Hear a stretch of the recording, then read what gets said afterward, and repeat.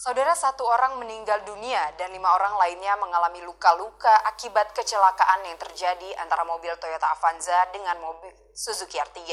Peristiwa naas tersebut terjadi dari arah Medan menuju Banda Aceh. Para korban luka-luka dilarikan ke Rumah Sakit RSUD Zubir Mahmud. Berikut laporan selengkapnya.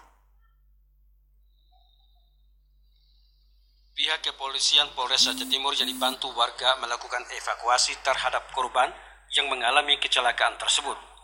Kedua mobil tersebut mengalami rusak parah di bagian depan dan untuk proses pemeriksaan kedua unit mobil tersebut juga sudah diamankan oleh Polres Timur.